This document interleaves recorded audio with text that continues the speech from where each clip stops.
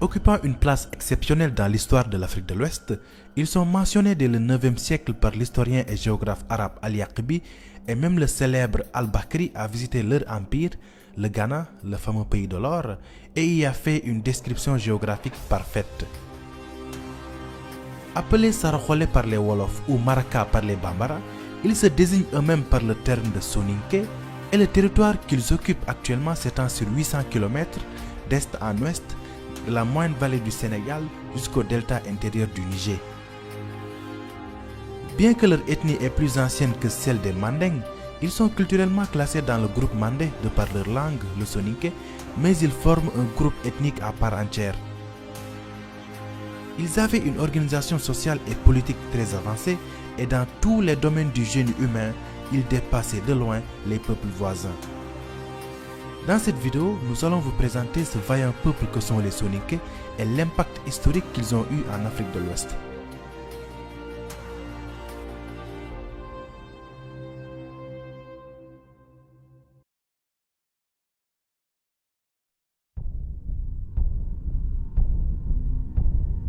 L'historien Abdoulaye Bathily évoque une origine saharienne des Soninké qui auraient migré vers le Sahel au fur et à mesure de l'achèvement du climat au 3e millénaire avant Jésus-Christ. Selon Germaine Dieterlen et Diarra Sylla, c'est un homme mystérieux qui répond au nom de Dinga qui serait l'ancêtre mythique des Soninké. Il était appelé Karé, c'est-à-dire ancien patriarche, et serait né en Égypte à Sona, nom que les Soninké avaient donné à Aswan. En Égypte, le Karé appartiendrait à la noblesse et était l'un des lieutenants du pharaon. Ainsi, selon cette thèse, les Soninké seraient originaires de la Haute-Égypte, dans la région de Sona, et selon la tradition orale Soninké rapportée par plusieurs Guesséré, autrement dit griots Soninké, leur nom même signifierait un habitant de Sona. C'est pour cette raison qu'ils sont aussi appelés Aswaniques, c'est-à-dire habitants d'Aswan. Après plusieurs années de service dans l'armée égyptienne, il décida de quitter l'Égypte après l'invasion de ce territoire par les Perses. Il arriva en Afrique de l'Ouest, dans la région où se trouvent aujourd'hui le Mali, la Mauritanie et le Sénégal, et trouva sur place une nation d'agriculteurs, les Karo, qu'il réussit, lui et sa suite, à dominer.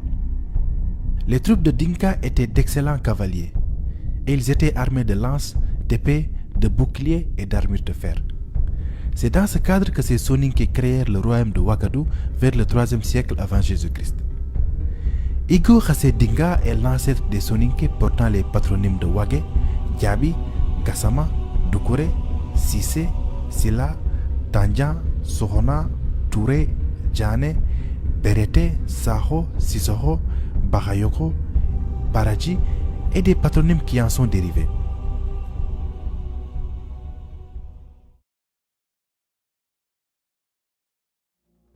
Comme dit plus tôt, le royaume du Ouagadougou qui deviendra l'empire du Ghana aurait été fondé vers le 3e siècle avant Jésus-Christ par une population armée venue de l'Est et conduite par un dénommé Igo Khassé Dinga.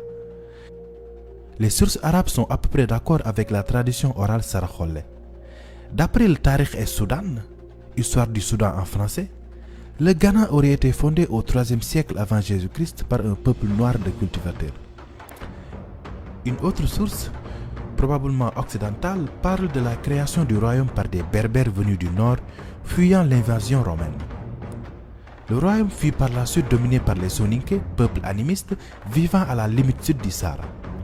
Mais cette thèse a été formulée en pleine période de colonisation pour nier l'origine noire de l'empire. Dans les premiers siècles de notre ère, le Ouagadougou, gouverné par Kayamagan Sissé, fondateur de la dynastie des Sissé Tounkara, finit par dominer un vaste territoire du fleuve Sénégal jusqu'au fleuve Niger. Le roi fondait son pouvoir sur le culte du Ouagadougou Bida, le dieu serpent, et portait le titre de Kayamagan ou roi de l'or. Il n'y avait pas de problème de succession, car la tradition plaçait automatiquement sur le trône le fils aîné de la sœur du roi. Donc, comme les Sérères, les Soninké aussi avaient une société matrilinéaire. En 1734, les premiers arabo-berbères pénètrent au Ghana. L'occupation du Maghreb par les Arabes favorisait le trafic de l'or et des esclaves entre le Ghana et Sidi Massa, provoquant son ouverture et le développement du commerce transsaharien. L'empire du Ouagadougou, comme celui de Rome, fut d'abord celui d'une ville, une capitale dont le nom se trouve mentionné pour la première fois, semble-t-il, dans les écrits de Al-Yaqbi et dans Mourouj al-Dhahab, autrement dit les prairies d'or de Al-Masoudi.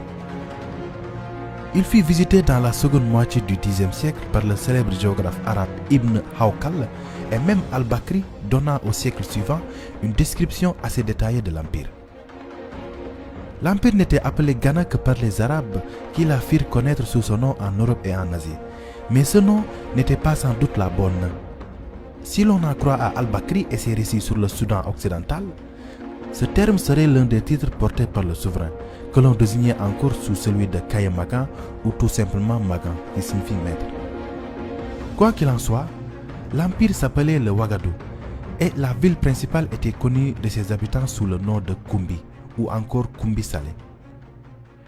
Au fur et à mesure que les années passent, l'opulence de cet empire animiste attirait les convoitises de ses voisins musulmans. Dès 1042, des berbères convertis à l'islam, les Almoravides, aidés par le légendaire Wardjabi du Tekrour, de Père Soninké, entreprirent la conquête du Ouagadougou. La ville d'Aoudagost fut prise en 1057, puis Koumbi Salé en 1076, mais reprise par les Saraholais en 1087. Cependant, le Ouagadougou se trouve très affaibli et alors débuta son lent déclin par un démembrement progressif. Les populations de l'empire, hostiles à l'islam imposé par la force, commençaient à immigrer. Ceci, additionné à la sécheresse qui avançait vers le sud, rendait le Ghana invivable. Les guerres, la sécheresse, les risques de famine et l'épuisement de l'or collecté avaient contraint les Soninké de l'empire de Ouagadougou, qui peuplaient le Sahel, à émigrer par vagues successives à des époques diverses vers le sud, sur les rives du Sénégal et du Niger, notamment dans la région du Mandé. La nation se dépeuple et ses armées se trouvent donc moins puissantes. Après la chute de l'empire, les Soninké se dispersent dans toute l'Afrique de l'Ouest, donnant ainsi naissance à partir du XIIe siècle à plusieurs sous-ethnies, dont les Bozo, Soninké devenus pêcheurs sur le fleuve Niger. De ce fait, le royaume mandingue de Djara et celui du Soso de Soumankhourou Kanté acquièrent leur indépendance et le vaste empire du Ghana ne se limitait plus qu'à son noyau originel, le petit royaume du Ouagadougou.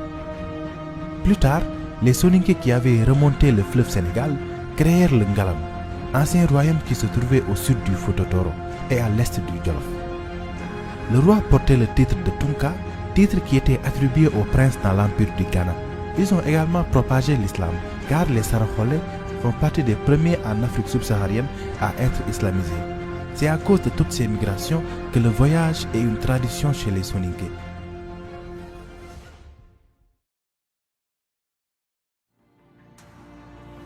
L'organisation sociale des Soninké est très hiérarchisée.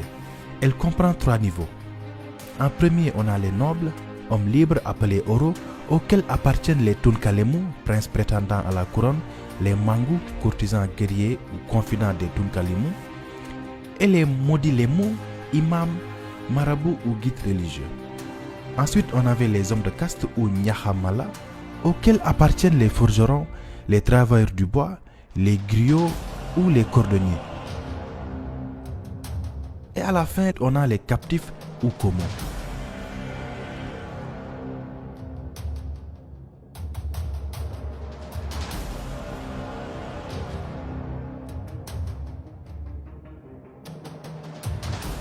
Issu d'une famille soninké du Fouta Toro, Mohamed Silla Touré naquit en 1443 au Fouta Toro dans l'actuel Sénégal. Il fut un lieutenant de l'armée et administrateur pendant le règne de Soni Alibert, l'empereur du Songhai. Gouverneur d'Ombori, il portait le titre de Omborikoy et faisait partie des élites musulmanes opposées à Soni Alibert en raison de la fidélité de ce dernier au vitalisme, c'est-à-dire à l'animisme. En 1492, Soni Alibert mourut noyé dans un torrent en faisant une expédition en pays gourmand au sud de l'Empire.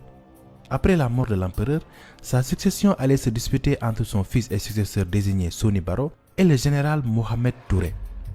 Ce dernier comptait de nombreux soutiens parmi la population musulmane pratiquante dans l'armée impériale et parmi les dignitaires de Tombouctou qu'il allait mobiliser pour vaincre l'héritier légitime au terme d'un conflit de 2 mois et fonder une nouvelle dynastie en 1493, celle des Askia. Les premières actions de Laskia furent la reconquête de ce qui restait de l'Empire du Mali et de l'Empire Peul du Massina. Il lança une guerre sainte contre le royaume animiste de Mossi de Yatenga au sud, mais il se solda par un échec sanglant. Il accomplit des invasions réussies dans les États Haoussa à l'est et dans les régions occupées par les Berbères au nord, comme Agadez, Walata et les mines lucratives de Tegaza qui, par leur production du sel, allaient enrichir le Songhai pendant des décennies. Le règne de Laskia Mohammed sera marqué par un encouragement à l'islamisation de la région, produisant notamment une floraison de la vie intellectuelle à Tombouctou, dont les lettrés l'avaient soutenu dans sa prise de pouvoir et qui allait devenir l'un des plus grands centres intellectuels de l'islam. Devenu aveugle, il cède le pouvoir à son fils Moussa en 1529 et meurt en 1538 après avoir eu quelques 100 enfants de femmes de toute origine.